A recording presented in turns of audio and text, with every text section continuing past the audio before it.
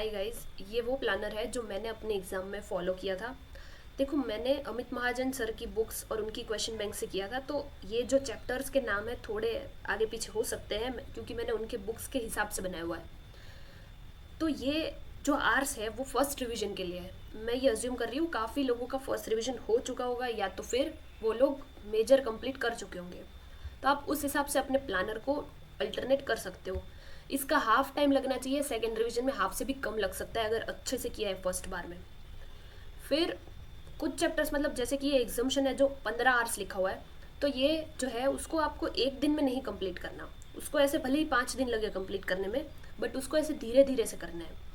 And बाकी के कुछ चैप्टर्स जो होते हैं जैसे कि supply, time of supply, input tax credit, फिर value of supply, place of supply, exemption, इनमें से ही फर्स्ट वाला जो कंपलसरी क्वेश्चन जो बनता है वो इसी में से बनता है। मेजरली यही चैप्टर्स निकलते हैं। ऐसा करना कि इन चैप्टर्स को ना बार बार रिवाइज करना। मैंने इन चैप्टर्स आईटीसी को तो मैंने आई थिंक 5 टाइम्स रिवाइज किया होगा 2 महीने के अंदर। एग्जाम्शन को भी मैंने मतलब जब एग्जाम आने वाली थी, जब थोड़ा ही टाइम बचा था, तब लास्ट टाइम जब एग्जाम्शन रिवाइज कर रही थी तो 1 घंटे में मेरा एग्जाम्शन पूरा खुद से रिवाइज हो गया था, क्योंकि मेजर चीज़ें याद थी, कुछ चीज़ें नहीं याद थी, तो मैं उसको टिक कर रही थी। मतलब ऐसे कि रिकॉल कर रही थी। रिवाइज का मतलब यही हुआ ना कि जब एंड टाइम आप कर रहे हो तो रिकॉल कर रहे हो, ऐसा नहीं है कि वापस पढ़ रहे हो पूरी चीज़ें। तो रिकॉल कर रही थी। और आईटीसी जो है वो भी बहुत इंपॉर्टेंट है। थोड़ा किसी को हार्ड लगता है बट इसको करना ही है। आईटीसी के बिना पहला क्वेश्चन जो है दूसरे क्वेश्चन में भी कभी कभी आईटीसी होता है। वेटेज बहुत ज़्यादा है एग्जाम के लिए। बिना आईटीसी के कभी आपका पेपर बनने ही नहीं वाला। ऐसे कुछ चैप्टर्स है जिसके बिना बन ही नहीं सकता। आईटीसी, एग्जाम्शन, ये अपना प्लेस ऑफ सप्लाई है, टाइम ऑफ सप्लाई है, उसमें से कभी कभी 4 मार्क्स का सवाल आ जाता है कि इसका टाइम ऑफ सप्लाई बताओ, इसका टाइम ऑफ सप्लाई बताओ। सप्लाई का चैप्टर जो है वो अब क्या करना है, इसकी भी क्वेश्चन प्रैक्टिस तो रिक्वायर्ड है। क्वेश्चन प्रैक्टिस को इसकी भी करनी पड़ेगी। सो मैं ये बताती हूँ मैंने क्या किया था। मैंने जीएसटी का जब फर्स्ट रिवीजन हो गया उसके बाद से मैंने ये किया था कि जीएसटी के जो क्वेश्चंस होते हैं मैं उसको करती थी, सभी चैप्टर्स के क्वेश्चंस में जो क्वेश्चन मुझे लगते थे लिखने लायक मैं उनको लिख के करती थी। तो ऐसा टारगेट रखना चाहिए कि अभी से अगर चालू कर रहे हो तो 2 क्वेश्चन डेली लिखने हैं जीएसटी के, बाकी के क्वेश्चन रेफर कर लो। या और फर्स्ट मतलब अगला महीना जब शुरू होगा, जब 1 महीना एग्जाम को बचा होगा, तब से आप 5 क्वेश्चन लिख रहे हो। तो ऐसे करोगे तो जीएसटी की तो प्रैक्टिस ही हो जानी है, दूसरा रिविजन भी हो जाएगा एंड क्वेश्चंस भी हो जाएंगे।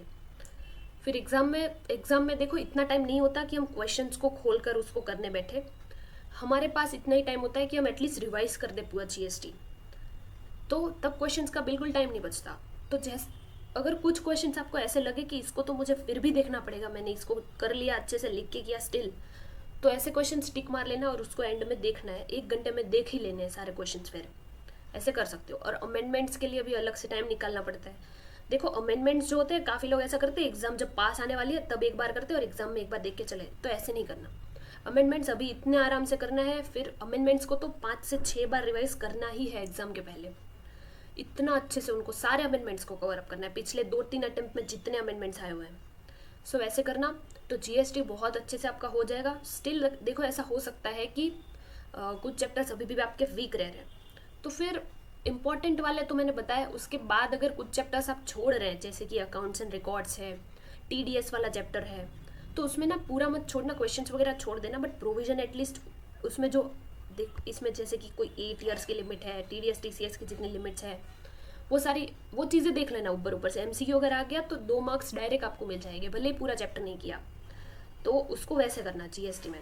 देन क्वेश्चन प्रैक्टिस तो बताई मैंने कि आपको उस हिसाब से करनी है। टोटल इनकम वाला जो पहला क्वेश्चन होता है ना, जीएसटी में भी तो होता है, पहला सवाल कंपलसरी वाला, उसकी प्रैक्टिस करना सारे पास्ट पेपर की। तो आपको बहुत अच्छी अंडरस्टैंडिंग मिल जाएगी कि कैसा पेपर होता है और कौन से चैप्टर्स पूछते हैं। यही चैप्टर्स दिखेंगे, बता रही हूँ मैं अभी ही। अगर आपको नहीं पता तो यही सारे चैप्टर्स दिखने वाले हैं जो मैंने बताया। तो उस हिसाब से इन चैप्टर्स को ना प्रायोरिटी पे रखना और बहुत अच्छे से करना। सो बस यही था प्लानर।